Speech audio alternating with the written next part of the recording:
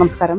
കൊല്ലം സായിയിലെ hostel മുറിയിൽ 2 വിദ്യാർത്ഥിനികളെ ആത്മഹത്യ ചെയ്ത നിലയിൽ കണ്ട ദുഃഖകരമായ വാർത്തയാണ് പുറത്തുവരുന്നത്. സ്പോർട്സ് സ്കൗട്ട്സ് ഓഫ് അതോറിറ്റിയുടെ കൊല്ലം ഹോസ്റ്റൽ മുറിയിലാണ് ഇവരെ മരിച്ച നിലയിൽ കണ്ടെത്തിയിരിക്കുന്നത്. ഇപ്പോൾ ഇൻക്വസ്റ്റ് നടപടികൾ പുരോഗമിക്കുകയാണ്.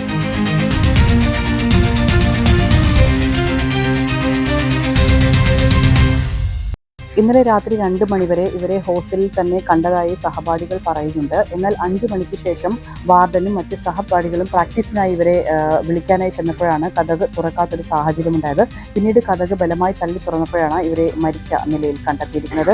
ഏതായാലും ഈ സംഭവത്തിൽ RTOയുടെയും അതോടൊപ്പം തന്നെ കമ്മീഷണറുടെയും നേതൃത്വത്തിലാണ് ഇപ്പോൾ ഇൻക്വസ്റ്റ് നടപടികൾ പുരോഗമിക്കുന്നത്.